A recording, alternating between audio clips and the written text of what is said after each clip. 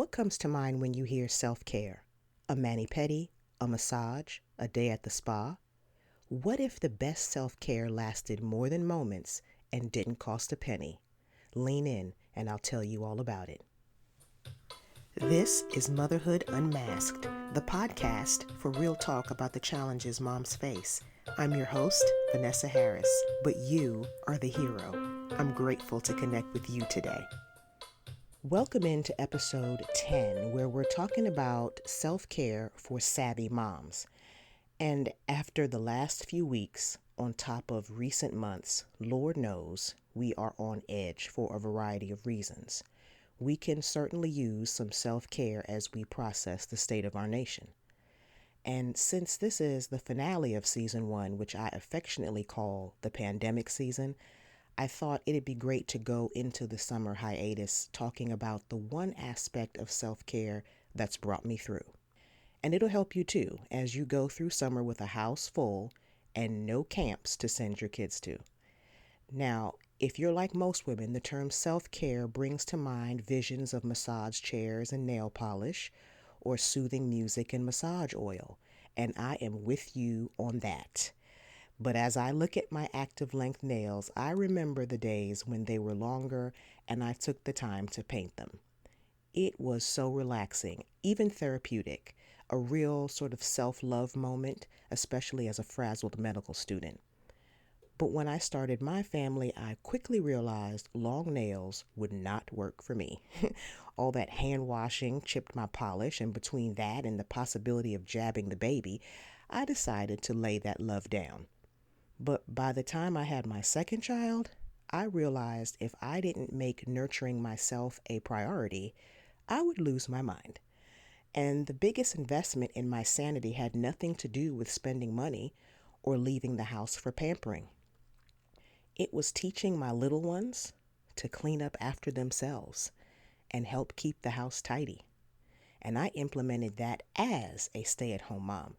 Because look, I didn't stay home to cook and clean, but to raise my children, to raise them to be responsible adults who don't just know how to acquire stuff, but to steward the stuff they get, to learn what it takes to maintain what they work for. So when they were toddlers, that meant cleaning up the play area before they came to the table to eat. Now, were they going to take all those toys out again after they ate? Sometimes yes, sometimes no. But when you regularly put something away after you're done, you build muscle memory. When you consistently teach them to pick the wrapper up off the floor and throw it out instead of walking back and forth by it over and over, it becomes automatic. And even if it doesn't, you know what? It keeps you from running around picking up the mess after they've gone to bed, complaining about all you have to do every day. Oh no.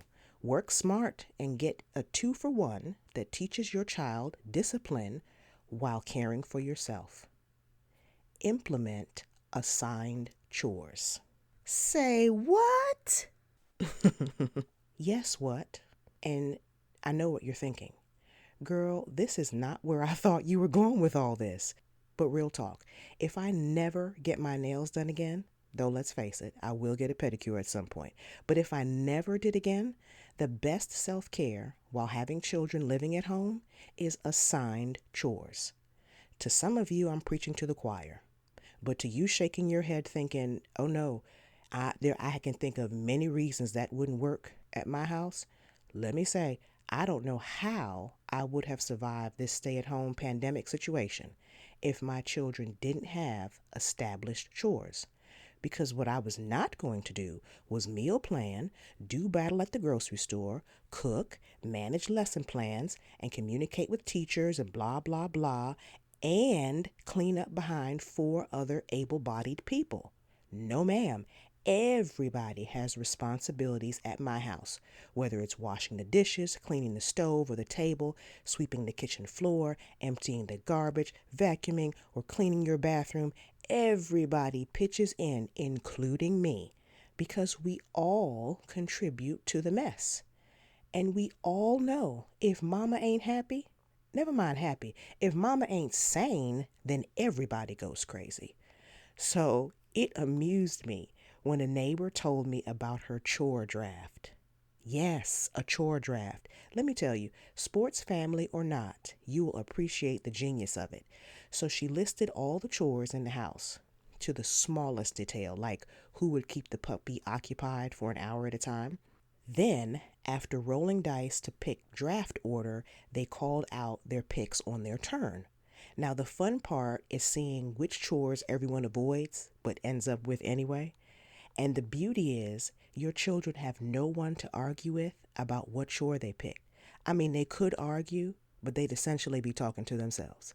If my family didn't already have assigned chores, we'd try this because the NFL and NBA drafts are pretty big at my house.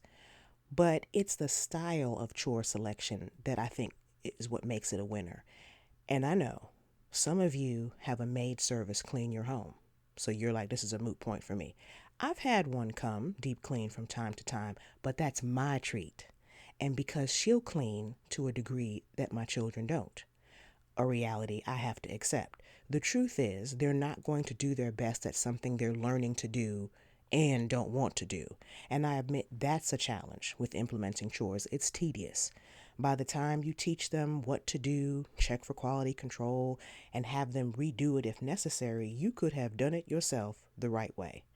And while doing it all yourself is convenient in the short term, it costs everyone in the long term. Resentment on your end and ingratitude on theirs. One of my sisters is a clean freak. I mean, nobody can clean to her satisfaction but her. And that's the headache she created for herself. Personally, I'm good with neat and tidy. And since your family makes a mess every day like mine, unless you have a live-in housekeeper, you need a system to stay on top of your home that includes more than just you. And do my kids complain? You better believe it. Every time. I mean, they've been helping around the house doing age and skill appropriate tasks all their lives. And they've complained ever since they outgrew the cleanup song. Did y'all teach your kids the cleanup song? Clean up, everybody, everywhere. That song. But you know what? So what? They don't complain when they eat the dinner I cooked, or sleep on the sheets I washed, or walk on the floor I mopped. So they'll live. More importantly, they'll be the better for it, and so will you. They learn discipline and gratitude, and you love yourself while lightening your load. It's genius. So I'll get back around to massages when this COVID-19 dust settles, but the blessing that's kept me in my right mind all these years, and certainly the last couple months, is having all hands on deck. And now that summer's here, it's the perfect time to start implementing chores or putting them back in place if you've let them slide. So mama, help yourself be great, and your family too. Love on yourself with the best and cheapest self-care I know, a chore list you enforce. Now, if you need a chore list to get your family going, I have just the thing. Head on over to vinelifefaith.com/episode 10 to download your free copy of the family chore chart. It has place to track chores for several family members, and you can even kick it off with the chore draft idea. And like anything else in parenting, this requires consistent effort on the front end before you enjoy the benefits. But you've got this. I hope you and your family make the best of this summer. Other than water balloon fights and finishing the business course we started, I don't know what else we're going to do, but I know mama needs a break. So whatever your plans, stay safe and keep having important dialogue. Keep up with me on Instagram at Motherhood Unmasked Podcast and DM me with any show ideas. I'll catch up with you again in August. And remember, when it comes to you being the mother of your children, you are the woman for the job. Take care. Thanks for making this podcast part of your day today. Before you go, please be sure to rate and subscribe to the podcast. That way you get notified about new episodes while helping other moms discover the show. Motherhood Unmasked is sponsored by Vine Life Faith, where we're breaking negative cycles and building healthy community through connection with Christ. VineLifeFaith.com.